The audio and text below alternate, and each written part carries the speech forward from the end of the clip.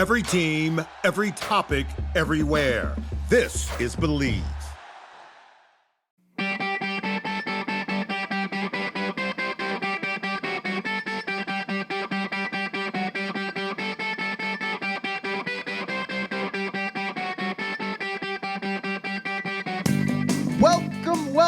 Welcome everybody to the Hockey Think Tank podcast, brought to you by the Hockey Think Tank community, a place for all passionate parents, players, and coaches to go to get a little bit of education and a little bit of inspiration regarding the greatest game on the planet. What an episode we have for you guys here today. We talk about salt of the earth, great people in this game. This is one of the greatest men, human beings in the game of hockey today. He's the head coach of Division III Babson hockey out in the Boston area, Jamie Rice. Jamie is a 3-time conference coach of the year, over 650 win percentage in his illustrious career as a coach there. And just a great guy, very, very big on talking about youth hockey. Very smart guy, does a lot with USA Hockey as well. So it was really, really cool to have Jamie on. Unfortunately, Vex was not able to make this one just due to some personal stuff that was going on.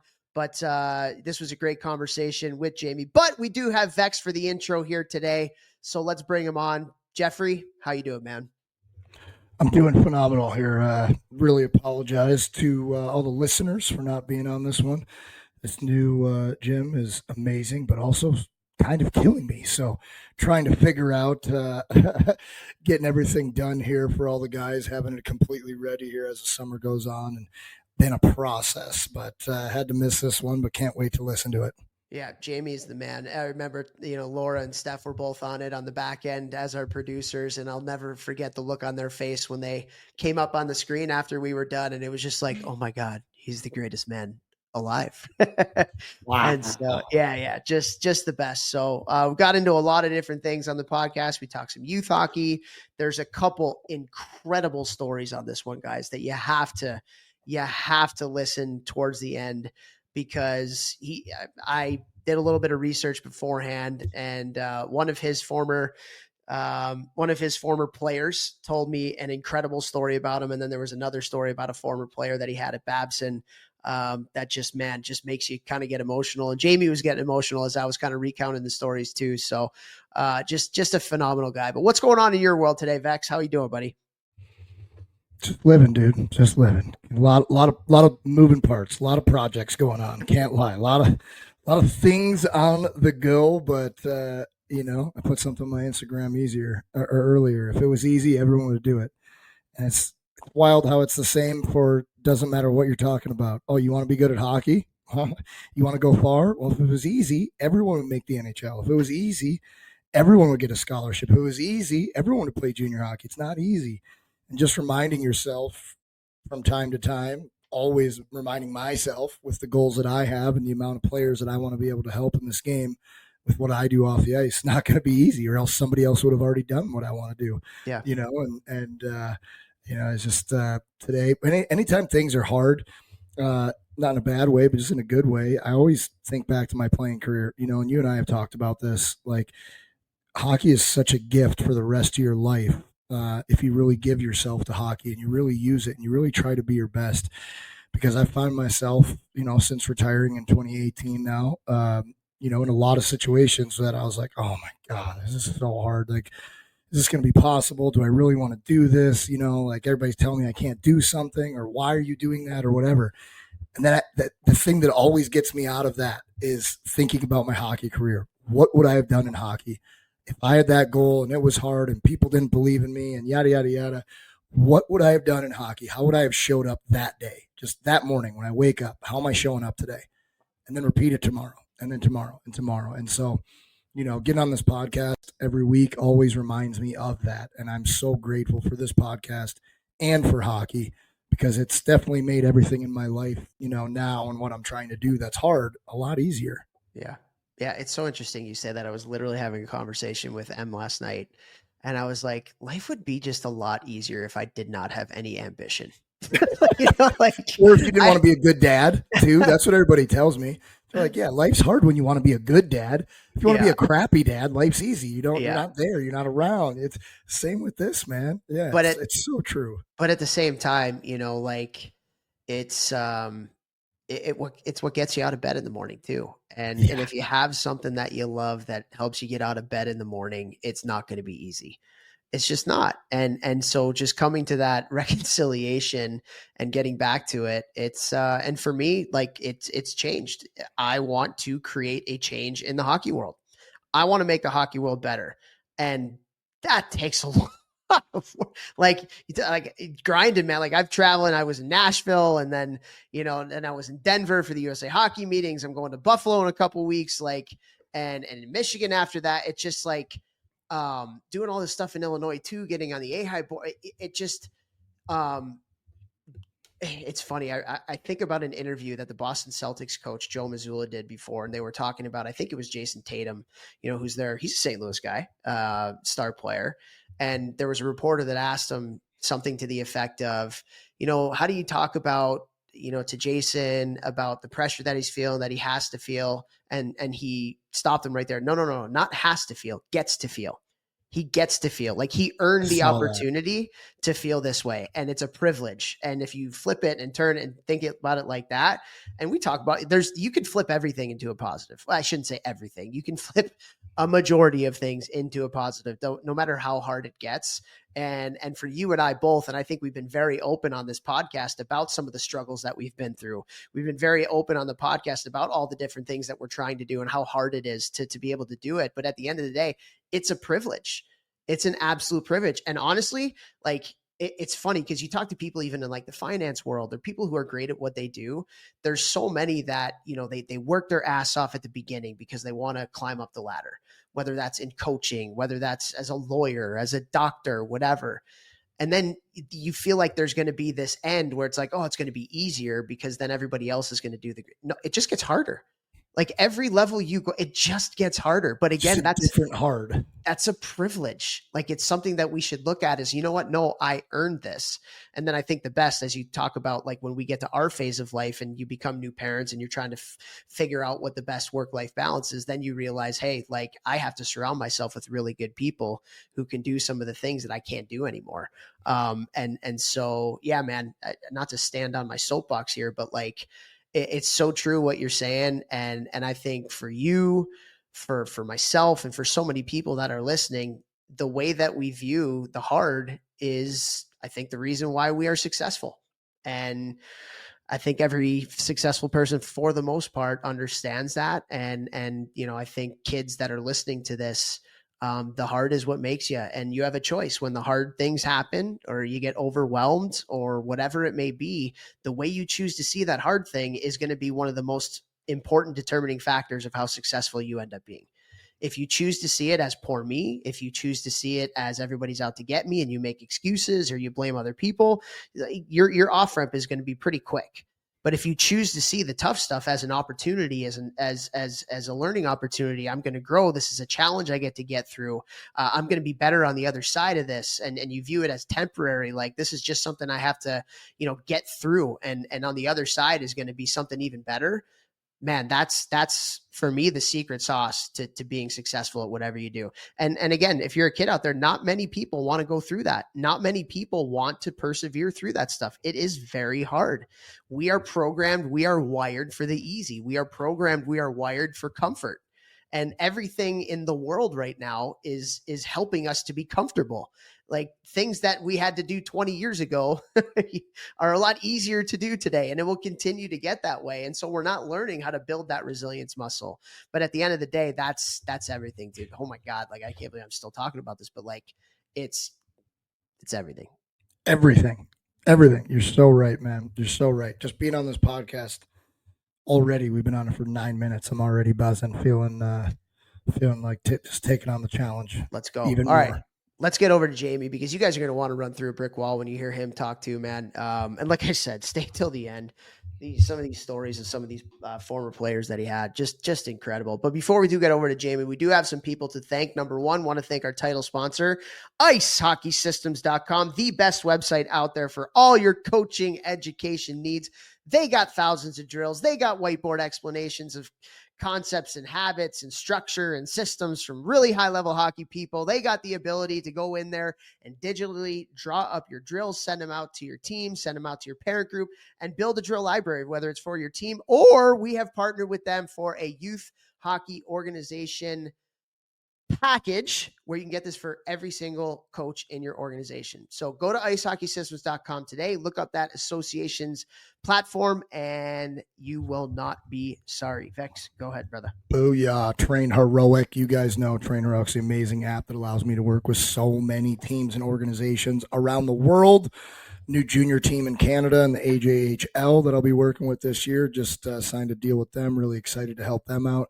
Guys, I'm able to offer quality training and mentorship at a hilariously affordable price. Just like this podcast, just like everything Toph does, just like everything I do, just trying to help the hockey world and not have it cost $8 gazillion. So Train Heroic allows me to work with so many players and help so many more players. So just a massive, massive thank you, Train Heroic. If you're a team, organization, or player looking to take your training to the next level, please reach out to me, okay? DM me on the gram at Jeff Lavecchio, reach out to me on my email, podcast, whatever, and we'll get you going. So massive thank you to Train Heroic. Boom. Also want to thank Helios Hockey. What an unbelievable product this is. Go to helioshockey.com to check it out. It is a sensor you put into your shoulder pads and gives you real-time data and feedback on everything from what the kids call a hustle score. Really, really awesome, to your stride length, stride mechanics. And the kicker on this one that makes it a must-have is the fact that it syncs up with whatever video you're using, iPhone, iPad, Live Barn, whatever it may be, and you get your shifts of your game cut up for you directly after the game. So on the way home, in the car, on your iPad, get a chance to watch your shifts already. How cool is that? That's like pro hockey type stuff to be able to do that. So go to helioshockey.com, use the coupon code ThinkTank, one word, and you will get 20% off your pro annual, or if you want it for 2 years, your pro 24-month subscription, or go to helioshockey.com/teams and you can get this for your entire team. Also want to thank Crossbar, incredible software solution to help you operate your youth hockey organization. Go to crossbar.org today to check it out. What is it? It gives you an unbelievable website design. It gives you registration for your youth hockey organization for entire season, or for little things for your rink, like drop-ins, clinics, or lessons. It's got a great club scheduler to help to streamline your scheduling, 5-star communication app to communicate with your families, financial tools and reporting, volunteer and facility management, man, one-stop shop to be able to run your youth hockey organization. I'm on fire today, guys. Let's go. Also want to thank all of you listeners. We love you guys so incredibly much. If you can, for us, the only thing we ask for in return is that you interact with our podcast with your podcast app.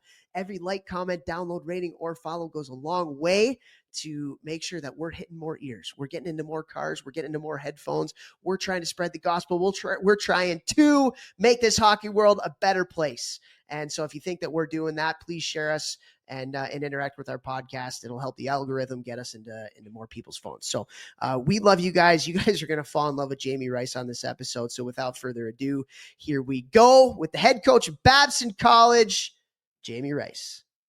We are so excited to have on this episode of the podcast, out in the beautiful Boston area, the head coach of Babson College, Jamie Rice. Jamie, how are we doing today? I'm doing great, Topher. Thank you very much for having me as a guest today on your show. We're excited to have you. And I say this to a few people, but I'm sitting here like 6 years into our podcast. I'm like, I can't believe we haven't had you on yet. So I'm excited to finally get to talk some hockey with you in the public eye.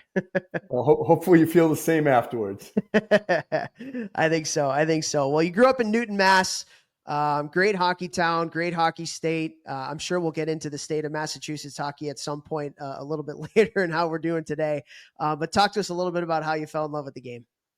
Yeah, I was really fortunate. And I was telling somebody the other day, my birth year, 1967 in Newton, previous to me, 1966 and 1968, we had an incredible collection of kids who all played hockey, and we certainly were all, kind of Bobby Orr boomers, for lack of a better expression. That, Bobby Orr and the Bruins were huge, and hockey was huge, and certainly college hockey was huge. A number of my teammates' fathers played at BC or played college somewhere. So we just had this big group of kids who all really were talented players, loved to play, and it was a much easier day and time where we all lived in the same town. And if we had practice 2 days a week, that meant there were 5 days a week where you could get together with everyone else for outdoor skating if the ice was frozen, or street hockey, or whatever it was. So there was no real concerns with, certainly Newton's a city, fairly good size, probably about 80,000 at the time, but you could get to and from pretty easily. And ironically, one of guys who wound up being a youth hockey teammate of mine and played at Providence College, John Butterworth, his mother was a skating instructor, and she was babysitting me 1 day a week when my mom and dad were at work. And I think she said to my mom, listen, he can either get on the ice and participate, or he can sit in the stands and watch. And I was kind of hooked from there. But really just a lot of great kids who were really good players, and our teams had a lot of success. And I think that helped fuel my passion for the game at a young age.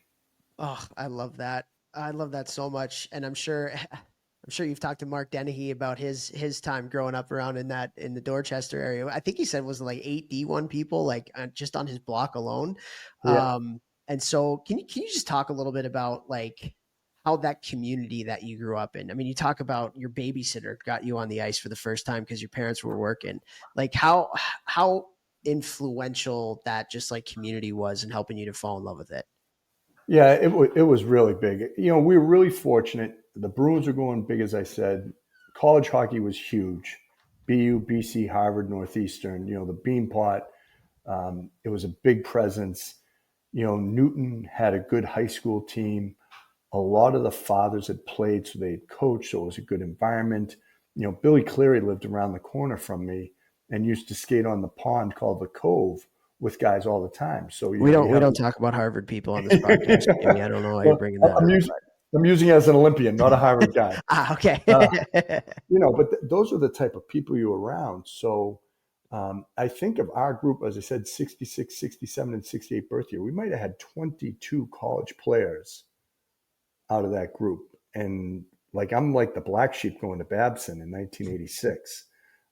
So, there were a lot of kids who wanted to play in college hockey right from our group. So obviously it was a good gene pool. There was some good genetics, but I do think, we all were able to love the game and not forced into something we didn't want to do. The travel wasn't crazy. I mean, I joke often that my thought of the end of the world was Burlington, Mass, which is about 20 minutes, because that's where we played the Middlesex League hockey games. Okay, we went to Falmouth on the Cape, an hour the other way, but we didn't travel very far to play. We skated at Desinan School, a local K through 8 school.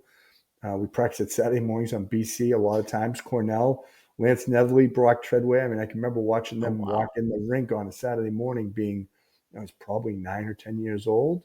But we'd skate there on a Saturday morning before the visiting college teams would have their skate in the old McHugh Forum. So it was certainly, I think, the juxtaposition of a lot of good people, the right time, the right locations, and then, a fair bit of talent. Yeah, that's awesome. It's funny you mentioned, like, I feel like so much of the benefit in the community model that you talk about and that we kind of still see in Minnesota, so much of it is the coaching. And the reason why I say that is like, so many people had a great experience through it. And then they go off and they do their thing. They'll play college. They'll potentially go play pro or whatever it may be. And then they come back to their community, and it's similar to how they grew up. And it's similar to like just the experience that you just talked about. And in so many other places, you have a lot of really well-meaning, good hockey people that get into youth hockey in the, let's call it, professional model, and they dip their toes in for a year and they're like, no, thank you. I am not, this is too much. Like, it's too much travel. I'm away from my family. It's like too much pressure from the parents or the organization or whatever it may be. And just, you kind of lose that sense of community. And when you lose that sense of community, you lose a lot of really good coaches, I think, just because they don't want to do it. Do you find that, or have you seen that? I mean, you're in Mass, so you're kind of in the epicenter of a lot of the Yeah. craziness, right? So, Yeah. And I've been, what are your thoughts there? yeah, and I've been coaching youth hockey for my kids. This was the first year I haven't since probably 2007. Um, you know, I think there's no going back on the community model out here, unfortunately. So, there was no like if you didn't make the double A team one year, you played on the A team. And the next year you went back at it. There was you weren't going to leave town. Your Yeah. family wasn't going to move. So I think immediately that kind of lowers the furnace. Yeah, were kids disappointed? I mean, when I was a bantam, 13 years old, I didn't make the double A team my first year bantam. And it was 2 years of kids playing. But there was no moving. There was no, hey, let's move to Needham. Let's move to Wellesley. You can play on that team. It was, all right, I'm in Newton. I'm going to play on the A team with this group of kids that I've played my entire life with. So I don't know if we can ever go back in our area because there's too many options when you don't get what you want, which is probably a large part of the fueling of people bouncing around, of coaches bouncing around. Like you lived in Newton, you played in Newton. That was it. And so probably having less options and less knowledge. Like I joke all the time with like my college teammates when we got there as freshmen, I didn't know who they were. Yeah. I maybe played against you. And we had, when I was at Babson, one of my teammates was from Providence, Rhode Island. He was one of two guys from outside of Massachusetts. So these were, but then you find out, oh my God, John Hurley, we played against each other in the States in 1978. You were on that Worcester team. Like, holy cow, I didn't know that. But there was no social media. And again, you didn't go outside of your town very much, if at all, to do anything. Most towns had a movie theater. They had a rink. They had a gym. Whatever you needed was in your town. So that was your world. And now, certainly families are much more transient and kids can play other places and play outside of where they live. So I don't know if we can ever go back, but certainly I think the coaches were there because someone had to coach the teams. They loved the sport and they were the coaches. It was just assumed. It wasn't anything that we were going to be like, oh, well, maybe we can hire somebody else. Or did you hear so-and-so just moved to town? Like Paul Buckley, Jerry Butterworth, Mike Maloney, they were my coaches probably for 7 of my 8 years of youth hockey. And they had sons who played and they're all very good players. But they were the coaches. Okay, great. Here we go. Yeah. Yeah. What, I've had a lot of these different conversations with other people and your kids just went through it, but like, I agree. It's hard. And Chicago's similar where it's like, you're not going back to the community model. Like it's just, and no place is going to be Minnesota ever. Especially with, the public versus private rink, factor and things like that. But like I've been thinking a lot about this. I've been talking about a lot of this with people, but like, how can you bring that back? Maybe not the community model, but how can you bring back community into our sport? Because I feel like my biggest thing right now is that so much of youth hockey, the emphasis is on the individual and on making it. That's what it's kind of become. And we've lost the value of the front of the jersey and the logo meaning something. And so how do we kind of, even though that community model is the cat's out of the bag there, how can we help to create a better environment where we're getting some of the benefits of that within the structure that youth hockey is in right now? Yeah, I wish I had an easy answer for that. I think one step back before I answer it is I think we need to be realistic that everything is that way now though too. Like Yeah. you don't want to be the old man yelling at the clouds, but I mean, Little League baseball is dying in this area because of, private youth baseball. Town youth soccer is dying in this area because of private youth soccer. Yeah. And I think, I always joke with people, we have a really good family friend who one day said to me, you hockey people are crazy. I said, it's January 19th. We're in an airplane hangar with our kids on soccer turf and it's snowing outside. I mean, we're not the only ones. I put something out on Twitter about this recently, but, if I was czar of Massachusetts hockey for a day, and certainly financially, I understand the privatization of rinks, but I would have the kids play in their town till you're 13, and then you can go wherever you want. And the first step of that would be, from U8, they would play cross ice. At U10, they would play half ice. At U12, they would play 3/4 ice, and then they could go on. Obviously, when you're playing half ice, you could have 2 half ice games, but I'd have it be continuous. I'd have it be no whistle.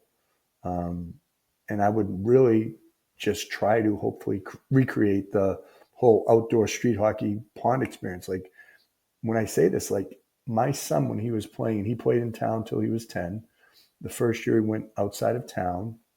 And a large part of it was not ability driven. He was not a college hockey player. He was not a high school hockey player.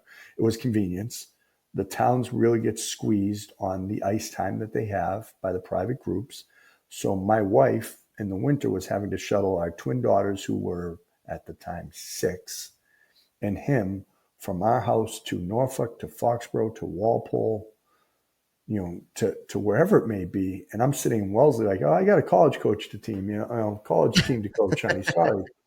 So, but it struck me that in his age group, the kids that he was in elementary school, they covered 7 different teams, 7 different youth hockey teams. So even if on Tuesday night he wanted to play street hockey, there's a good chance that 6 of those other kids could have been on their practice schedule someplace else. So going back to a town model would at least put everybody on the same schedule. But being in this dispersed youth model, especially out here, I mean, there's a lot of teams to choose from. And a little bit like I mentioned about Newton, you didn't make the AA team, you played on the A team, you didn't move. Now you don't make a team, you can switch pretty easily because you're not driving too far to find one. And even having said that, people will drive very far to find what they perceive as a better team. So being able to recreate a lot of our experiences, I think, is really hard. I mean, there's a Russian school of math around the corner from me. It used to be an A&W. It's now a Russian school of math. And there's cars there at 9 at night. The place is jammed. And I think the acceleration of, how do I get to the next step? How do I get to Cornell? How do I get to the best school? How do I get to the best musician? How do I get to be the best hockey player? There's always someone stepping into that void. Whereas when I was growing up, and I'm a little older than you, it was like, okay, kind of like getting thrown in the water and learn to swim. Hey, here it is. You want to play, you like to play, you love to play, keep working at it, keep playing, find other ways to play it, be around good people, and you can make it if you want to. Now I think there's a plethora of people who, and not ill-intentioned, can step into the void and create this opportunity where it's like, oh, you don't like what you're getting here? Well, why don't you come over there? Yeah. Yeah, it is a tricky thing with that because, you and I both, I think we see how it has become, and we're both kind of in alignment of the way that we see the game. And on the other side, you and I both have really good friends that are making a lot of money off of youth hockey, and they're great people, and they're providing a great service, most of them, for people. And it really is hard because, I feel like sometimes with what I do, people, they're like, you gotta trash these guys. You get all these people who are making all this money. And I'm like, no, I don't want to trash them because I think they're good people. And they honestly think that they're doing a good job for kids. And some of them, if not most of them, are. The only problem is when you amalgamate all of them, and then now everybody thinks that's the only way to go to get to, their dreams. That's where the problem, it's the machine. It's not it is some individual people. Like, there are some bad actors, there's no question, with ill intent. There's also people with good intent who are just very bad at their jobs. And then there's the good people who do a good job. And man, as a freaking family, trying to sift through all that that's like got to be the hardest thing in the world. But yeah, I struggle with that sometimes because I do believe in community, and where our game is going is not good. I just sent out a tweet the other day that, I got sent a fact sheet of a 10U team in Chicago that has to pay over $17,000 for their kid to play at 9 and 10 years old. It's not good. But yeah, it's hard to navigate that situation for families. It's crazy. Yeah, it's really hard. And I speak at the mass coaching clinics, and I've spoken at USA hockey clinics, and yet my kids did play club hockey. Like, I'm trying not to be hypocritical. I always felt like if they were going to be involved in something, and this is my area, allegedly of expertise, that I should be involved. And honestly, for our family, it wasn't a competitive thing. It was strictly an ability for my wife to manage our family and help get the kids to do something that they enjoyed. Now, none of them play hockey anymore, and I'm fine with it. So that's where I don't feel hypocritical, because we've never driven them to the point where, hockey, do this. But I did feel, and probably a lot of people you're talking about, like, okay, if this is going on, can I be a part of the solution by being involved in what the game is now and trying in my small ways to make it better? And that's probably one of the best things I feel about. I go back to when my son was a bantam. We had 23 kids we kept on our team. And everybody's like, oh, you can't do it. You can't do it. You can't do it. And I'm like, no, it'll work out. They're 14 years old. So we got some football. We got some soccer. We got some kids who were playing varsity sports. We never had an issue. Every kid loved it. The parents were happy. We literally did, like, the forwards, if there were 13 of them, 1 through 13, 1, 2, 3, 4, 5, 6, 7, 8, 9, 10, 11, 12, 13, 1, 2. Defensemen the same way. The goalies split each time. But there was also a night we played another team. We had 6 kids. I'm like, okay, well, we'll play this way tonight. It was a great story, because we actually won the game, but the kids were tired, and at one point I put 4 kids out on the ice, and the parents yelling at me from the stands, you only got 4. I'm like, yeah, I know. We're lucky we don't have 3 out there right now. So I don't ever begrudge anybody who is getting involved, because it takes a lot of time. It takes a lot of effort. Like you said, in any walk of life, there's someone who's good at their job and someone who's not as good. But I give great credit to anybody, whether it be town, community, local, regional, national, private, public. I still believe that most people have the best interest of most of the people they're coaching in mind. Yeah. And when they don't, they stand out. Yeah. But I think most of them are giving a fairly good effort. And the hardest part is telling them, like, I got to tell you, when you're 8 years old, like, none of these kids might play high school. They might all, they might none. So let's just make it enjoyable. And I think that's the hardest message, Topher, sometimes to get across to people, not sound negative. Yeah. Just to be realistic with them. Like, okay, well, in our area, I want to go to Belmont Hill or St. Sebastian's or Zavarian or CM or BC High. Great. There's a lot of kids that want to do that. So if we can just enjoy this at 10 years old or 12 years old or 8 years old, or even learn to play, we used to always joke, send them home smiling and sweating. And that's a good day. Yep. And I think when you tell them that, they want to be, to your point, like, oh, you're negative. This guy doesn't know what he's talking about. He is, I'm just trying to be realistic with you and give the kids a great experience and have them not hate hockey at the end of the year. Yeah. And I don't know about you, but I tell, when I talk about the things that you just said, I'm always like, and also, like, I never coached or played with an elite hockey player that didn't love the game. Like, that's the foundation of every great player I've ever been around, is they love it. They absolutely love it. It's not work to them. It's not, it's a passion. They feel lucky the fact that they get to come to the rink every day too. And so there is even that angle, but yeah, it's I think it's excellence in any form. I mean, a bricklayer, a plumber, like anybody who's really good at what they do, they have a passion for it. Yeah. And what seems crazy, someone could say to me like, oh, coaching hockey sounds crazy. Your family, your time, you've lived it, your time away from home, what you miss, things that you're not a part of. My daughter played at Lawrence Academy the last 4 years. I think I saw 5 games. But I feel the same way about a piano instructor, the guy who comes and, I can't hang a picture on a wall. So when a carpenter comes and does something, like, I have mad respect for that guy, because he's good at what he does and he loves it. And I think you're spot on with passion in anything helps fuel success. Yeah. If you're not passionate, don't do it. 100%. 100%.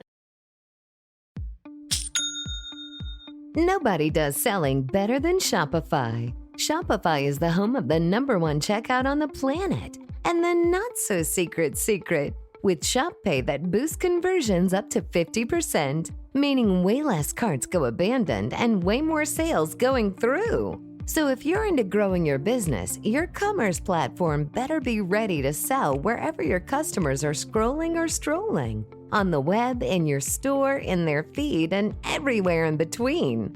Businesses that sell more, sell on Shopify.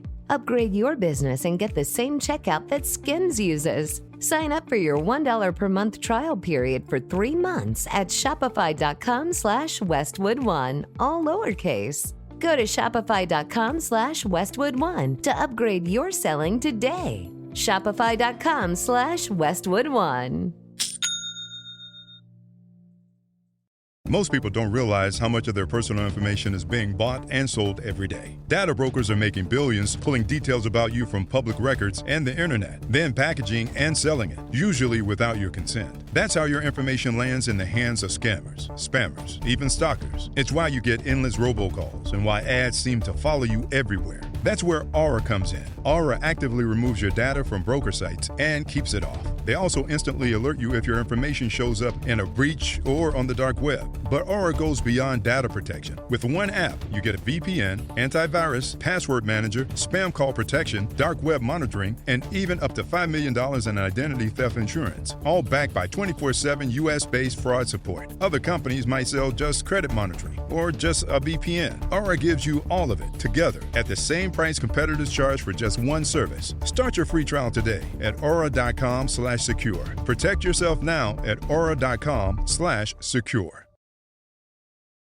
All right, we talked about youth hockey a little bit. I want to get into some college coaching stuff because your record for itself is amazing, and you've done such a great job there at Babson. But before we get into some actual talking hockey, I got the opportunity to coach at my alma mater. Played at Cornell, got the opportunity to go back and coach. Wasn't the head coach, but was an assistant. And man, I wouldn't trade that experience for the world. How cool it was to kind of go back and relive every day that made me the person that I am today. And you got the opportunity to do the same. Played at Babson. Now I think you're coming in on year 21 next year? Just 22. 22? Just finished 21, yeah. Just finished 21. Yeah. Okay. So I was one off. But what's it like being able to coach at your alma mater? A place that you gave everything to, a place that shaped you as a person, and now you get to do the same thing for the group of young men that come in there and play under you. It's beyond anything I could have imagined. And I was, I'd worked with Bob Gaudette at Dartmouth, at Brown, and then at Dartmouth too. So I saw a little bit, behind the curtain of what it really meant. I grew up a BU hockey fan and went to every game, and I knew Jack Parker was an alum. So I had a sense for, in general, what the emotion was in addition to just coaching when you're that tied. It's been beyond my wildest dreams. It absolutely, aside from my family, the greatest joy of my life is to be the hockey coach at Babson and to be with these young men year in and year out. When I came back, I really wanted to create an environment, and I took over for Paul Donato, who was the assistant coach when I was there, who was also an alum. So we've been really fortunate at Babson for over 30 years to have an alum coaching the program. But I wanted to come back and have a place where guys would feel a lifetime connection to it, similar to what Mike did at Cornell. And I think any coach at any school, but, when families come and visit, I sat in the locker room. It's the same rink. It's the same locker room, the same classroom buildings, the same dormitories, same dining hall. I met my wife there. 2 of my daughters are now attending Babson. It really, outside of family and faith, Babson College has given me everything that I have in the world today.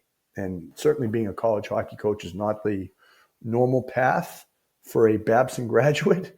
Most of them go on into the world of business and do fairly well. I think making a lot more money than you're making as a hockey coach. I joke all the time. My wife, when the alumni magazine comes, I have to hide it every month and say, "Oh no, they're not happy.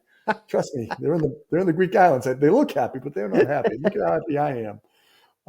It's just incredible. And I think the greatest gift of it is trying to provide an environment and share an experience that hopefully when they're my age, they'll have the same feelings about the place and mostly about their teammates. I'm sure for you at Cornell, similarly, our guys identify themselves as Babson hockey players. They're proud Babson College students and graduates eventually, but they're forever going to be tied to and associated with being a Babson hockey player. So I really feel that my biggest responsibility is to give them an experience in their 4 years and before they come, and certainly afterwards, in the years afterwards, that it's a lifelong connection, that they love one another, that, I'm getting invited to weddings, and I'm seeing pictures of weddings that guys, we just saw a picture of one of our guys who's getting married this summer.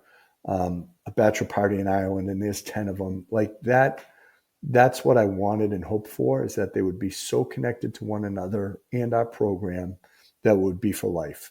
And so to be the steward of that is a heavy burden. It's not something I take lightly, but it also is, like anything, like we mentioned earlier with passion, it's an incredible joy and thrill to be able to do it, because I'm not sure I could do what I do, how I do it at any other place. I think I know something about hockey, but it's just the right fit of time, place, experience, and love for me. Yeah, I love that. That's why I miss coaching in college so much, is because like you're making me want to run through a brick wall again. Like it's so true. Like the relationship side of it. And I get that too when I see my former players that I coached, and yeah, at weddings, or bachelor party. And there's again, like 10, 11, 12 of them. Like the more in the picture, it almost is like the better you feel as a coach, because you help create an environment where they love each other, which is how you win hockey games too, by the way. And so I love that so much. And I wanted to bring up one story with a lot of what you're talking about and just the connection to the program, and that's Greg Boxer. So Greg Boxer, I just kind of doing my research and getting prepared for the podcast, like really moved me. And here's a kid, just I'll tell the elevator portion of it and make you look good because you're humble. But here's a kid that came in and kind of wanted to leave the program and quit because he was a goalie that probably wasn't going to play. And you said, no, you're a big part of this team. You're a glue guy in the locker room. We need you. And so he stuck around and did, and had a great experience as a Babson hockey player. Years later, he goes on to be incredible at what he does in those jobs that make a lot of money that we just talked about. And he comes back and he wants to endow the head coaching position at Babson. And not only does he endow the position as the Greg Boxer head coach of Babson men's hockey, but he says it's no. It's not just the Greg Boxer, it's the Boxer Rice. And he puts your name on it. That to me is the ultimate kind of, like, I'm actually kind of getting emotional. Just like, this is such a cool thing. Like, that is the ultimate success of a coach in my eyes. When you have a player that cares enough and you impacted their life in such a way that a decision that you made and you convincing him that he was a great kid and we want you here, we want to include you. It changed his life. It legitimately changed his life. And so I wanted to ask you about that, how that felt for you as a coach in that moment when he approached you of like, hey, I want to do this for the program and I want your name associated with this. I don't know if you're going to be able to get through it without tearing up. I wouldn't. But just like to me, to hear that story was, man, just like so incredibly cool. Yeah.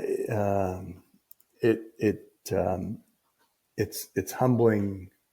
In a way, it's embarrassing, just because I think any good coach, you stand behind the players in hockey purposefully. Like, it's the players who do the heavy lifting.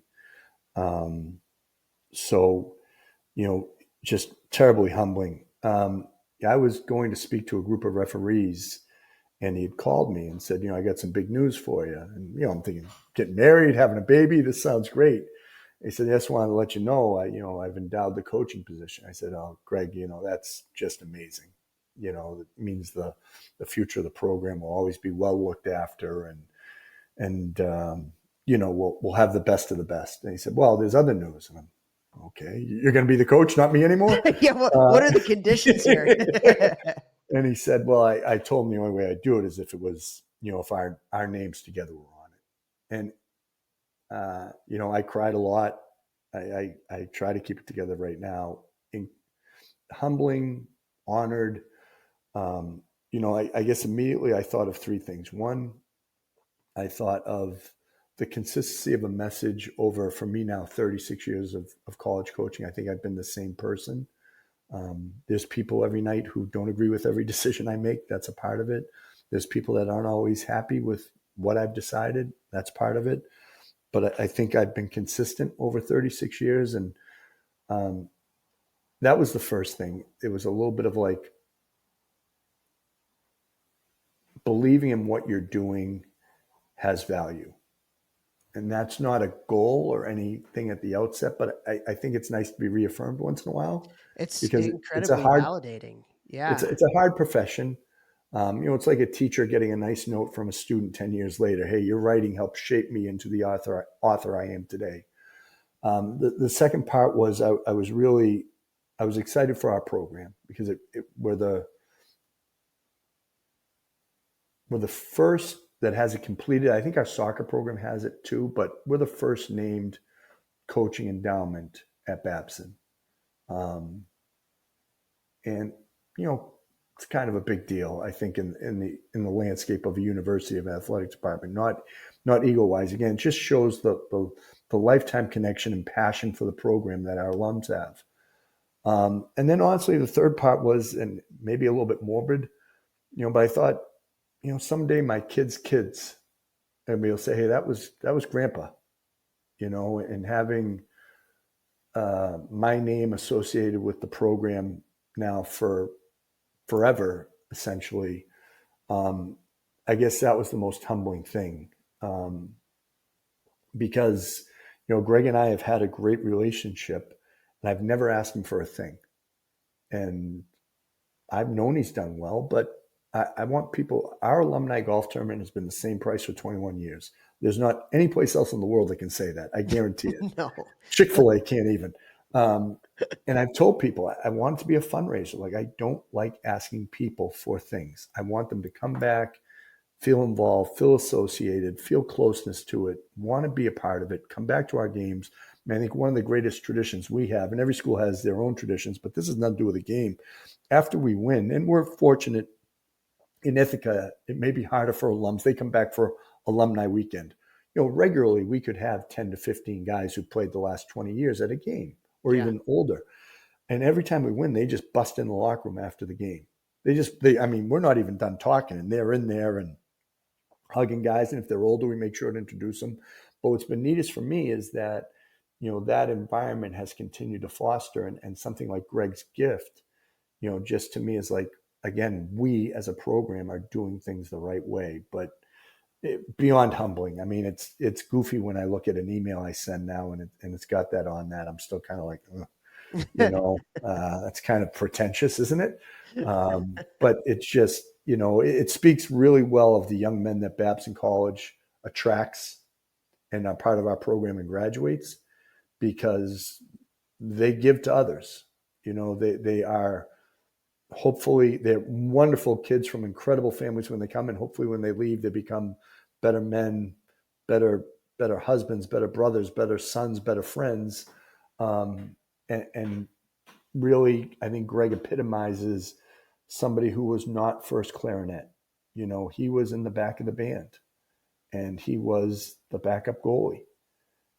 But everybody matters. I mean, I think that's the greatest thing about hockey. Our sport does not have a vast roster. I can remember going to the Division I lacrosse championship probably 8 years ago now. My son was in ninth grade at St. Sebastian's, and there's 65 kids on the roster. Like, how do you know who's who? And some of those kids are never going to play. And in hockey, everybody's going to play at some point. And even the guys who aren't going to play are intimately involved. And so that involvement, that connection to come from Greg with his experience, and no one knew the backstory except for me and him. And, I'd never shared that with anybody. It wasn't important.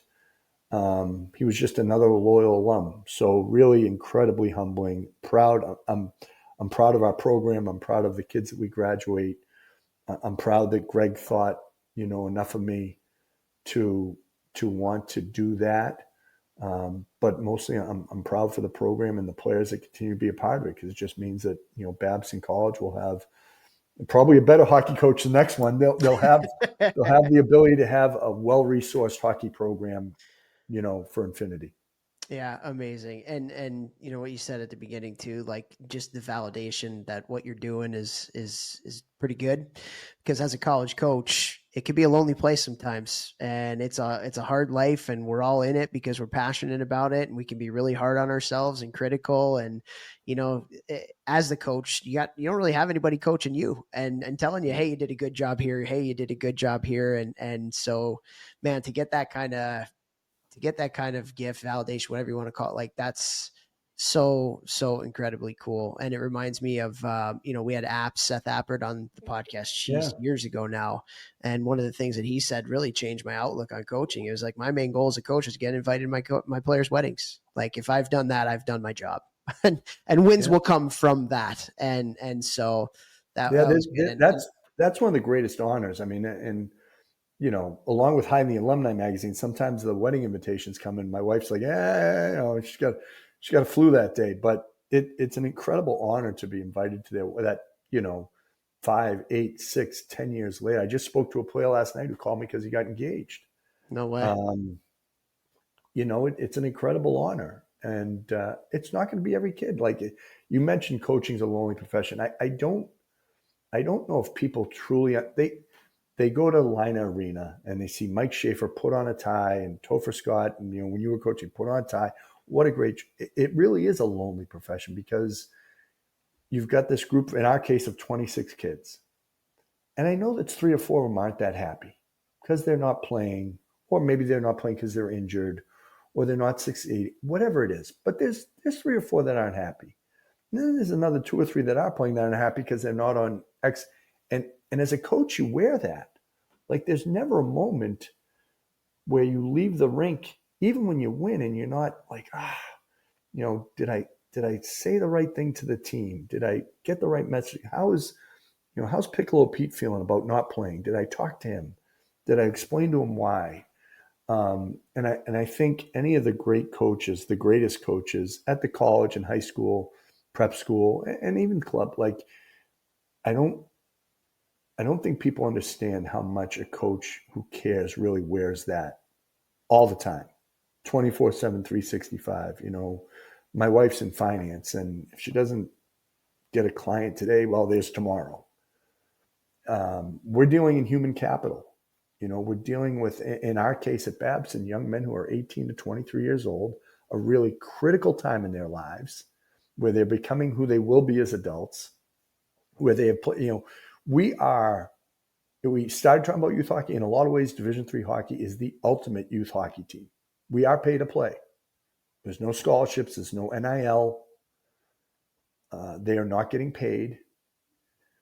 But we're also, I think, the purest form of hockey, Topher. We are the last and only team they will ever be on where they're not looking for what's next. When you're a squirt, what peewee team am I going to play on? Where am I going to play? How am I going to get there? I'm in Bantams. Maybe I want to play AAA. Maybe I want to play midget. Maybe I want to play in the USHL, the North American League, wherever it is. What prep school do I want to go to? Then they're there. How do I get to Cornell, to BU, to Babson, to UNH?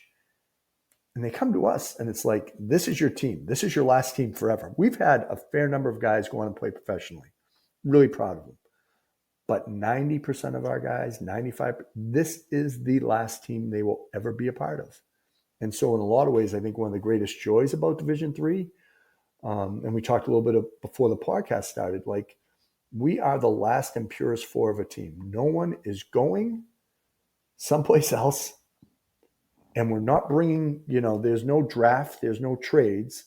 So when you get to Babson, and different than Division I, not that there are a lot of players like yourself who played when you were at Cornell. Yeah, you'd love to play pro, but I know that this is my home.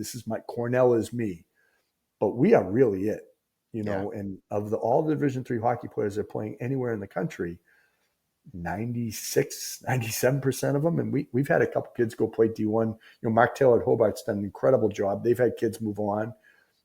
Some kids have had the chance to play D1, but this is it. And in our place, it's all about Babson. It's all about our team, about our family, about our program. And I think that's one of the greatest joys of coaching Division III hockey. Is that we are the last team. Yeah, and that camaraderie that comes with that in the room is pretty cool, to say the least. Nobody does selling better than Shopify. Shopify is the home of the #1 checkout on the planet, and the not-so-secret secret, with Shop Pay that boosts conversions up to 50%, meaning way less carts go abandoned and way more sales going through. So if you're into growing your business, your commerce platform better be ready to sell wherever your customers are scrolling or strolling. On the web, in your store, in their feed, and everywhere in between.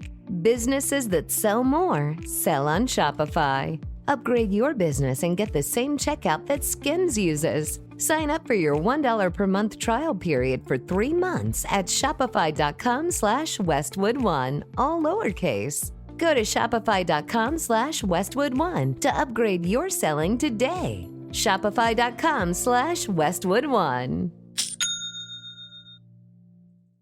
The secret is out. With millions of younger-looking customers across the country, Plexiderm is one of the most highly sought-after products on the market. It visibly shrinks under eye bags and smooths out crow's feet in minutes, and the effects last up to 10 hours. Influencers love it, magazines feature it, and people just can't get enough of it. As a matter of fact, Elle Magazine gave it an Editor's Choice Award as Best Instant Wrinkle Filler for 2025. In as little as 10 minutes, Plexiderm reduces the appearance of fine lines, wrinkles, and those dreaded under-eye bags. So yes, you can look years younger in minutes, and the effects last for hours. No surgery, no gimmicks, just results. The best news, you can try Plexiderm for only $14.95. Plus, get free shipping. Don't wait. Order Plexiderm today. Visit plexiderm.com/special. That's plexiderm.com/special. Paid for by Sheer Science. Most people don't realize how much of their personal information is being bought and sold every day. Data brokers are making billions pulling details about you from public records and the internet, then packaging and selling it, usually without your consent. That's how your information lands in the hands of scammers, spammers, even stalkers. It's why you get endless robocalls and why ads seem to follow you everywhere. That's where Aura comes in. Aura actively removes your data from broker sites and keeps it off. They also instantly alert you if your information shows up in a breach or on the dark web. But Aura goes beyond data protection. With one app, you get a VPN, antivirus, password manager, spam call protection, dark web monitoring, and even up to $5 million in identity theft insurance, all backed by 24/7 US-based fraud support. Other companies might just sell credit monitoring or just a VPN. Aura gives you all of it together at the same price competitors charge for just one service. Start your free trial today at aura.com/secure. Protect yourself now at aura.com/secure. Well, I do want to talk about college hockey in a little bit because, oh boy, is it different than it was even 2 or 3 years ago. And anytime there's, changes, it affects everybody within college hockey. I know they're kind of at the D1 level, but certainly it's going to affect what's going on at your level as well. But I had one more kind of story that I wanted to ask you about. So a good friend of mine who is a good friend of yours, Jason Guerrero, told me a story. Again, go back to, and first of all, I won't gush over you too much, but he's like, man, same thing. Like, Jamie changed my life. Like, he's the greatest mentor, all that kind of stuff. But he told me a story about when you were recruiting him, when you were at Northeastern, and you're sitting watching a game and a little bit of a bench clearing brawl happened. and he was like, it was just insane playing for the Texas Tornado, which they were kind of known for that at that time. But can you talk a little bit about just watching Jay play and in Texas and that day where you saw him in that bench clearing brawl? It actually goes back, and it is one of the neat things you mentioned about the camaraderie, because, I wish I still have a questionnaire from you. I would have been at Brown at the time when you were playing. So somewhere in my files, I have a questionnaire that we sent you. But the consistent tie. So I got turned on to Jason by Chris Wells, who's the women's coach at St. Lawrence, who at the time was either at Colgate, St. Lawrence, or Western Michigan as a men's assistant. And he had coached him in the New York State program. So that was a good thing. And his first year, he was in Dubuque. And so I went and saw him play there, and he was younger and not the player he became. But then, I stayed in contact with him, with Jason Guerrero. And, we were really serious about him. And the other assistant, Paul Canada, and I at Northeastern, he had seen him play. I had been talking about it. I was like, let me go look at him. I was like, yeah, he's really good. We should go back. So it was right before the old early signing date. It was the weekend before, and myself and Tommy Much were the only two coaches in the rink. And it was insane is not a strong enough word. It was a bench clear. Now, it was their first year in existence, or their second, but they were playing not in the rink they played. I think it was their first year. And it was all the players on the ice, players going into the benches, players coming out of the benches. It was, it was Slapshot incarnate, and the people were going crazy.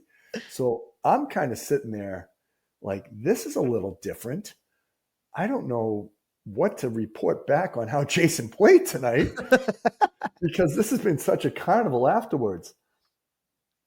The next morning, I walked downstairs at the Marriott Courtyard in Frisco, and his folks are there with one of his sisters. And I meet them, and Jay wasn't playing that night. Yeah, he was suspended. He was suspended. Yeah, he was a bystander, but he got caught in the jet wash. And I remember them being like, "You're going to stay for the game?" I'm like, "Yeah." I mean, I believe in Jason as a player. This is a part of it, and so I stayed. And I think that was a part of the Guerreros and Jason understanding that, this isn't a guy who's just coming in and coming out. And I did wind up leaving Northeastern for Babson his senior year, but I hopefully, and it was genuine. I didn't stay there because like, oh, I've got to fool them. It was like, well, I came down to meet Jason and his family and spend some time with them. Now I'll have a little more time than I thought I would. But it was wild. But he was an incredible player. I think anybody can play our game. Size doesn't matter, but the reason you stand out, the reason Jason stands out, the reason the Gaudreaus stand out, because you have to be exceptional when you're that size. You have to be exceptionally competitive. You have to be exceptionally smart. You have to be exceptionally driven. You have to be exceptionally skilled because it is harder at that size. And I don't think, I know I was fortunate to go to Jason's induction in the Northeastern Hall of Fame. And as I said, I left and he became an All-American, probably not coincidentally. But to see his maturation, like he was driven. You talked about passion earlier. He loves the game. But I think that, that's the secret sauce when you have somebody who excels in a really hard game at that size. There's more to it than just loving the game. Like they're more talented than you realize. And Jason had all that, and he had a great family. I mean, the fact that, that's a big trip from Long Island to Texas to make the effort to see your son play hockey and then to have that happen. So it just felt like a great fit right away. But, I got turned on by Chris Wells. It wasn't, one of these, oh, I found him under a rock. Like he played in the New York Select 17 team. He was a good player. I said his first year at Dubuque wasn't quite what it was, but, Jason only had like 2 places to choose from. And that's, you look back now, but you could do that with the draft. Someone sent me one of the drafts, a friend of mine from Minnesota, about a player they took as the first pick at one point. I'm like, yeah, but if you really look at the first round, the best player was the 9th player. So if it was that smart, everyone would have taken him first anyhow. So, the tips, the friends, the people who call you and say, hey, really good kid, you should give him a look. And that's usually how it goes. And that's how he's a really good kid who is a really good player. Yeah. And that's usually the start of it. And comes from a good family. Great family. Yeah. Great people. Yeah, for sure. Well, I'll read this. It was a wild fight, though. It was a wild fight.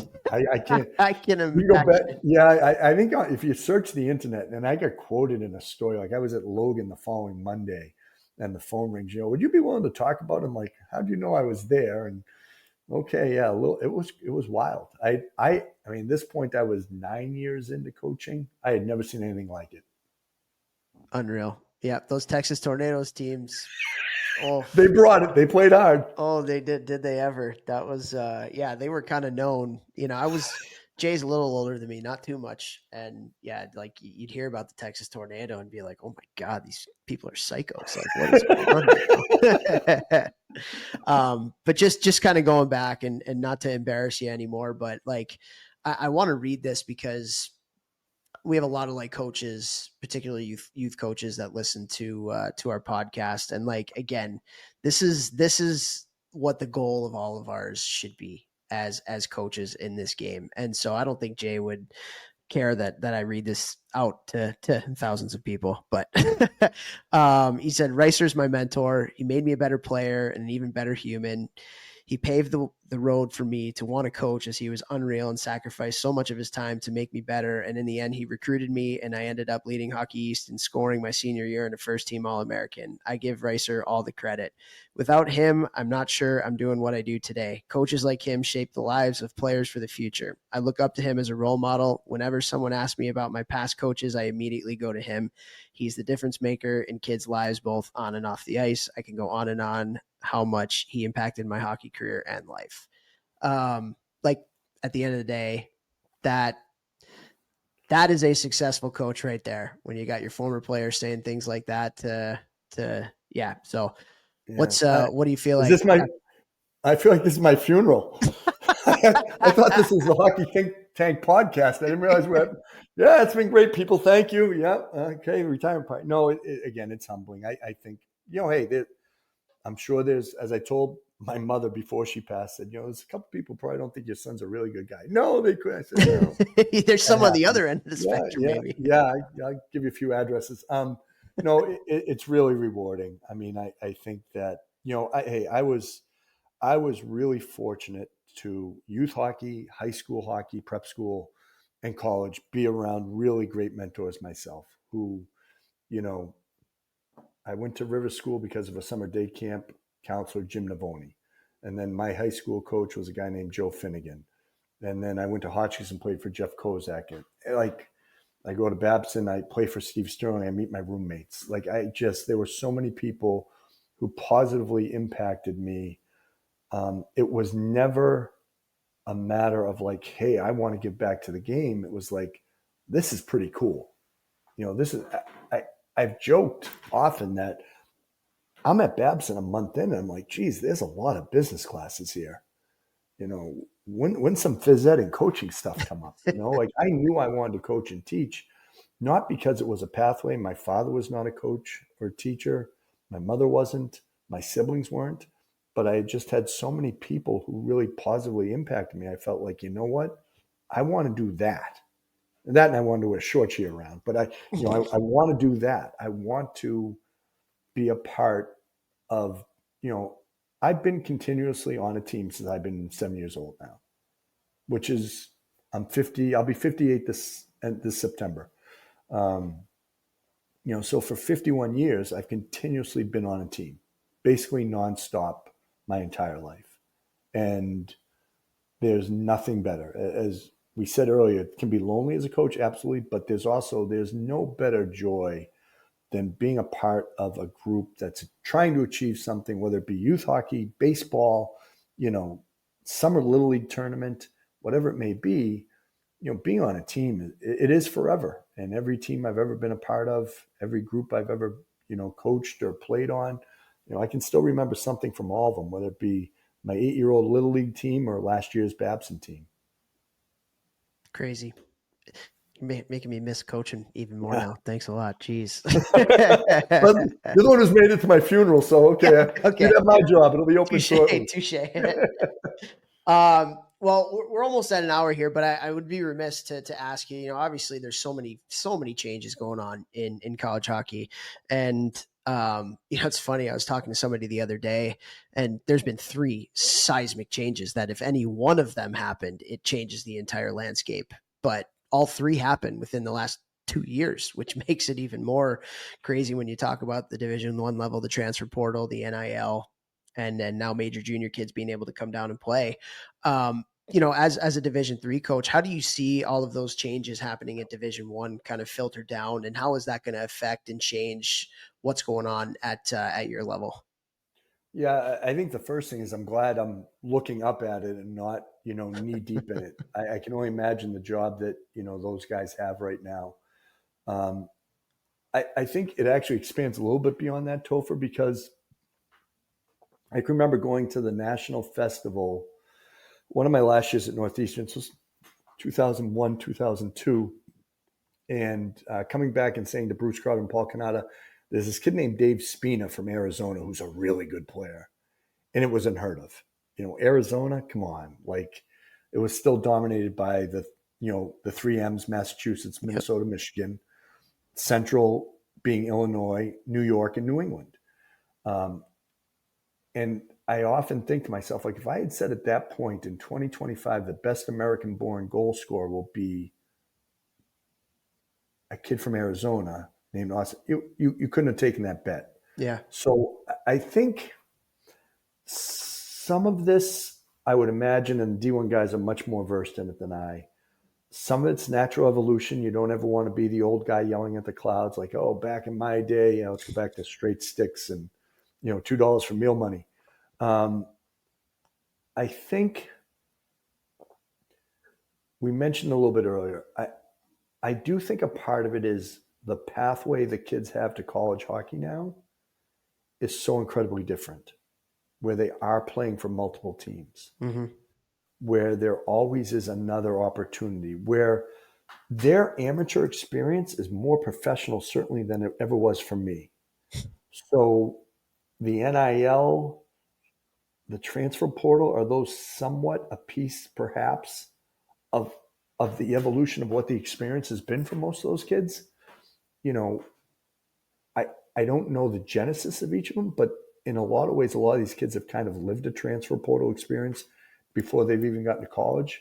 I mean, I would be really interested for the listeners out there who are coaching teams. How many kids have you had play on a team for 6 or 8 years? So how many kids have played with one, midget organization to their junior team, and maybe that doesn't even exist that much anymore? How many kids have played for one junior team for 3 years, or one prep school team? So they've already kind of lived it. So I think sometimes as a coach, we have to, as coaches, we have to step back and say, okay, it's a little bit their norm. Be like me getting upset about, this, put the phone down. Well, it's part of their lives. Like, we have to accept that. Their phones are in their hands all the time. That is their lives. It wasn't for me. It's not for me.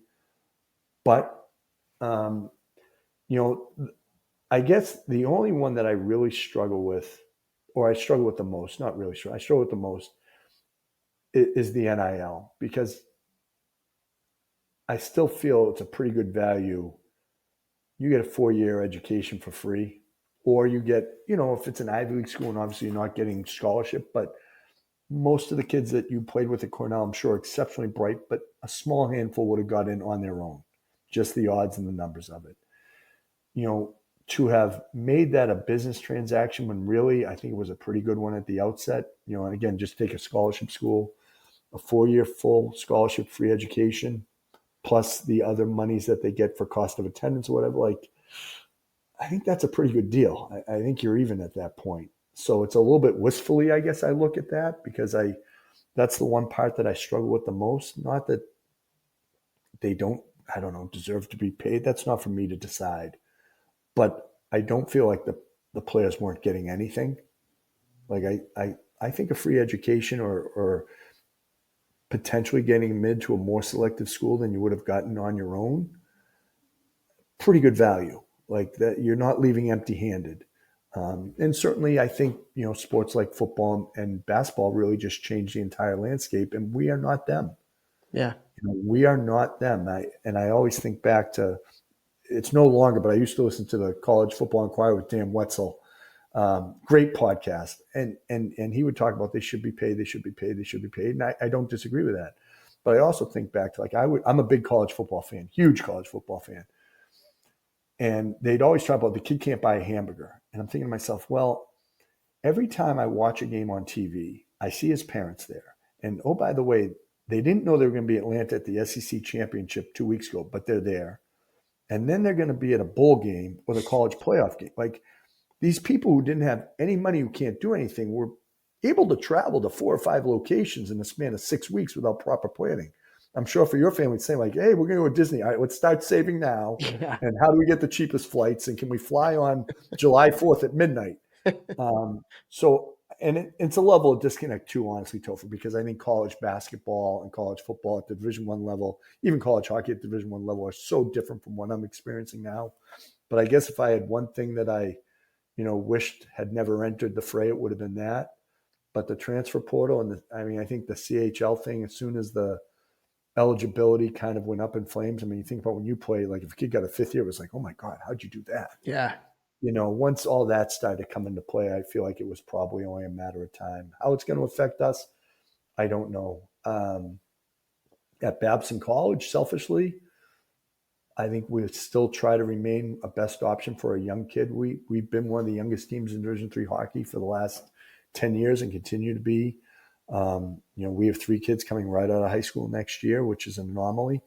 So I think for us selfishly, okay, more CHL players means there's going to be more younger kids who aren't going that route.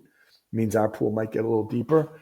But certainly everything does come down to our level. We're not removed from it. So there'll be CHL players playing Division III hockey. I think the biggest impact on Division III with that is probably all the kids, Topher, who wound up in the transfer portal at Division I schools who got displaced. Yeah.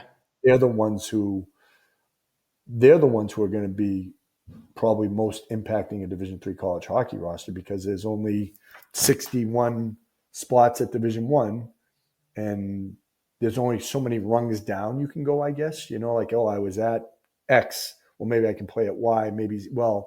When those kids get pushed down, all these kids who are committed, who are playing juniors or high school right now, it's like, I'm sorry, there's no seats, because there's 200 kids that no one was counting on, June 4th of 2024. No one was counting on these 200 kids. So I think that's how it most affects us immediately. I don't know how many CHL players will play Division III, but I think there'll be a lot of Division I kids who need homes who will wind up at the Division III level. Yeah, totally. It's the unintended consequences, whether positive or negative, there's a lot of them for all of those, all of those different things. And so, yeah, just, man, I feel really bad for the displaced kids right now. Like that's whether they were committed to a school and they got the call that, hey, like we don't have a spot for you anymore, or hey, we think you should transfer because we can upgrade our lineup because we just got this whole plethora of kids coming in. Those are the ones I really feel for. And you talk about, like, even just circling everything back, like you talk about that team atmosphere in the Division III, how special it is because this is their spot. This is their spot. They're gonna die in this jersey. It's you're not seeing a ton of that, to say the least. And this isn't help. I shouldn't say this isn't help, but like, I feel for the displaced kids right now. It's a tough place to be for any 19, 20-year-old, that was close. Or even a 22-year-old on a college roster currently. I mean, you're basically being told, we want to go to the prom with Susie, not you. And all of us have, a small sense of pride or small sense of ego. We all want to feel good about ourselves. And, you're basically being, like when I didn't get drafted, it wasn't that disappointing. I understood I wasn't going to get drafted. But if I was, if it was 1986 and I was at Babson College as a freshman and Steve Stone walked in at the end of the year and said, we don't got a spot for you next year, I would have been crushed. Yeah. I would have been devastated, because those were my best friends. Those were the people that I spent all the time with, that, it wasn't just at the rink. It was walking to the rink. It was sitting in the dining hall. It was choosing classes. It was, who was I going to live with? It was, my best man's then girlfriend introduced me to my wife. And the displaced kids, it's really hard. And we get letters or emails now or texts from kids, and we have a small roster, we have a different, but like, I feel bad sometimes. Like, I'm sorry, like I can't give you anything. One, we don't have room, and my loyalty lies to our players. We've never over recruited. But two, it's like there's also so many of you. Like, I have 100 of you in my email box that Yeah. I want to come. And you're right. And it's, college hockey's never going to be able to grow enough to match the growth of the youth game. Mm-hmm. So it's going to get harder and harder because it's expensive to add a college hockey team. Division III, Division I, doesn't matter. I think one of the great things of all this is the club hockey is growing and getting better and bigger and stronger. I think that's great for the game. But college hockey, NCAA, Division I, Division III college hockey is never going to be able to grow enough to accommodate all the worthy players. And that's extrapolated now to worthy players who are already there. Yeah. Who don't have opportunities. And it is a different world. It is a different world, to say the least. Well, Jamie, thank you so much for your time here today. We appreciate you doing such a great job out there at Babson. So many good things in this one. Do want to keep you here for another couple minutes. We're going to do a 10 questions rapid fire that's going to be in our Hockey Think Tank community, if that's okay with you. But yeah, Hit me with them. This was awesome. You made people better today, and we appreciate your time. Well, I really appreciate you having me, and it's an honor to be here. And I I'm a follower, I'm a believer, and as you mentioned earlier, I think it's like the salad bar. You don't have to take everything I say or you say or someone else says. Doesn't have to be everything all the time.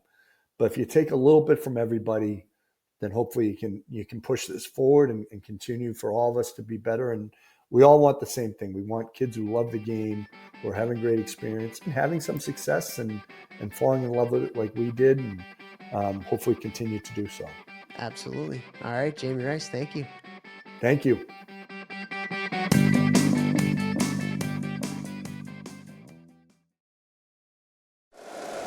If you like the show, please take a moment to rate, review, and subscribe. It really does help the show to grow. Thank you for listening.